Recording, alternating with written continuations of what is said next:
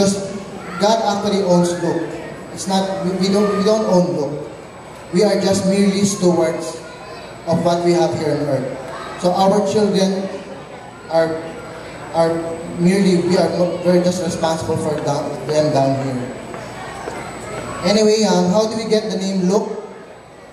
Of course, you know that Luke came from the Bible, and also because all of our kids, our sons, their names got their names from the Bible.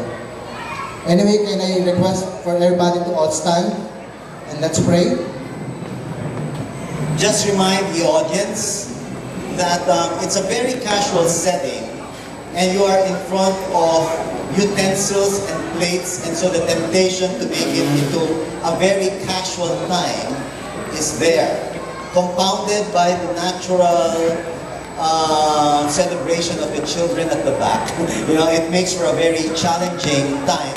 But please do remember that this is a solemn occasion, and we are in the presence of God, because He says that where two or more are gathered in His name, so He will be there in their midst.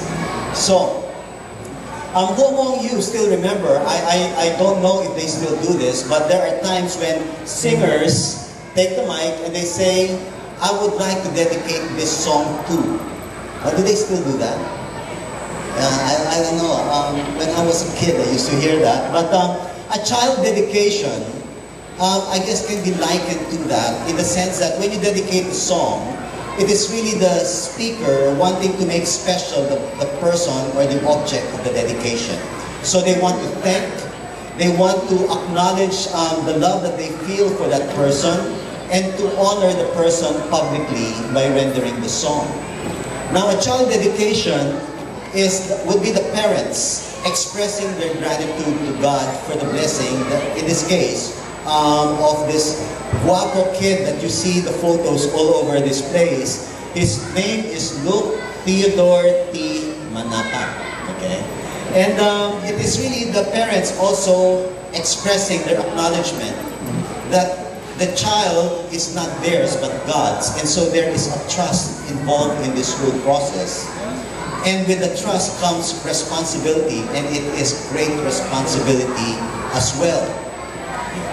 Unlike what some of you have seen child dedications before, yes, it is for the child, but it is not really for the child per se, because the child decides nothing. Who makes the decision would be the parents, Lily and Bolgin, right? And so the child dedication would be primarily for the parents and for the ninangs over here and the ninongs over here, because it entails an acceptance of accountability. What do I mean by that? Let's first understand God's design intent. You all went through the same, I guess, study of the Bible in school, and you know the expression that in the beginning, God created the world. He created all things. And when He created something, He said it was good. But when He created man, He said it was very good. And you see what happens is that now that He created Luke Theodore T. Manapa, He then entrusts His creation to the parents. And His expectation is simply this: one of these days, you will be held accountable for how Luke turns out in life, right? It's not simply a matter of sending him to school, feeding him, sheltering him, and providing for him. It entails something much more significant than that. It is something like, you know, I attended this wake one time, and this wife said of her husband during the eulogy, she said, "My husband made me into a better person." And it shocked me, and then she told stories about all of the things that the husband did for her. And then she ended by saying, and this was spontaneous, so it came from the heart, she goes, "My husband made me into a better person." And so in much the same way, you know, it would be good for Luke one of these days and your other sons to say, you know, my mom and my dad made me into a better person. That is already starting with the beginning and the end in mind. And so today, we will define the difference between how the world does it and how a Christian family does it, which is to bless. To bless not only the children, but the children's children. So that is God's part. Now let's talk about the parents' part. I have requested Bolgin to read a passage, but basically the part of the parents, Lily and Bolgin, would be to pass on the knowledge of God and a godly heritage. And secondly is to train the child into the godly ways. And so Bolgin, can you read Deuteronomy 6, verses 6 to 7? Deuteronomy 6, verse 6 to 7. These commandments that I give you today are to be upon your hearts. Impress them on your children. Talk about them when you sit at home and when you walk along the road, when you lie down and when you get up. Verse 5, Chip. What precepts are these? Deuteronomy 6 verse 5, love the Lord your God with all your heart, with all your soul, and with all your strength. This, as you know, is the greatest commandment of all, which is basically, in your life, there should be none greater than God. No greater aspiration, no greater preoccupation, right? And it so consumes you, this love affair with God. Now, let us read verse 14. Who's next? Toti? Deuteronomy 6, verse 14. Do not follow other gods, the gods of the people around you. What this is saying is basically that there should be a difference between a Christian child and those who are not of the Christian faith. Here in our society, simply because, you know, some of the people start dressing one way, then your child feels pressured to dress the same way. Because they do this, they feel pressured to do the same thing.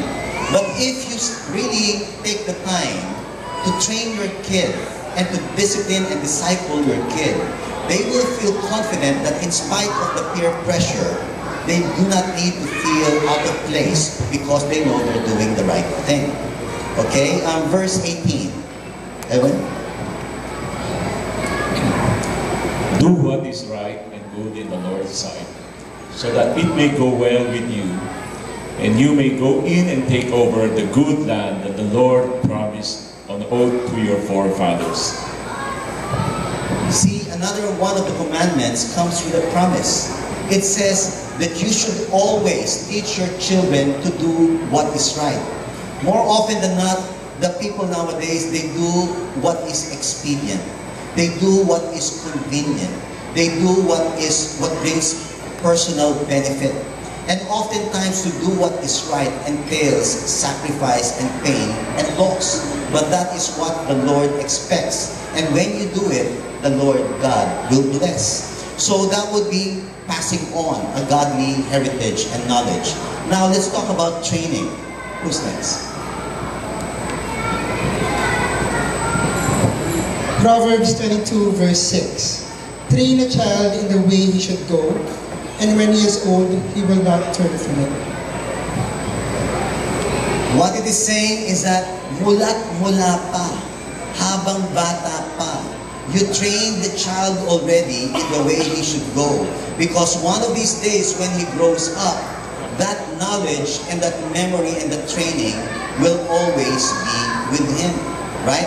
It's like a small carabao being yoked to a big carabao. It is training them to walk a certain way. Now that would be the role of the parents, to pass on a godly heritage and to train up a child. Now let's talk about the roles of the ninongs, and let's talk about the roles of the ninangs over here. You know, often when you are asked to become a ninong or a ninang, what comes to mind? Regalo. I need to buy a nice gift. I need to buy the perfect gift or an expensive gift. Yes, that is true. Okay? But seeing the profile of the people here, you know, Luke already has a car parked outside, you know, trips to the US, etc. But that is not really the case. To be a godparent means you represent. What do you mean you represent? Godparent simply means you represent God and you represent the parents in the life of a child. Thus, godparents, right? Not hard to remember or memorize. And the second one is now also to guarantee. What do you mean to guarantee? To guarantee this. Ninongs, if you see Bulgin becoming the old Bulgin of a long time ago, if you see him not fulfilling his commitment to train up the child and to pass on a godly heritage, you have an obligation by virtue of accepting this role as Ninong to set him straight. And the same thing when it comes to Lily. If, for example, because Lily is so preoccupied with some other things, hobbies, shopping, no, Lily doesn't do that. No, but she's preoccupied with some other things and doesn't take care of Luke the way the Bible tells her to take care of Luke. You have the godly obligation to step in and set her straight, to remind her. But your roles also entails stepping in, which means this. You are not simply to be ninongs or ninangs to the child. You need to be involved in the child as the child grows up. My wife and I have had sometimes the painful duty to set a child straight, But when we see them respond properly, it is a joy in our hearts. Now,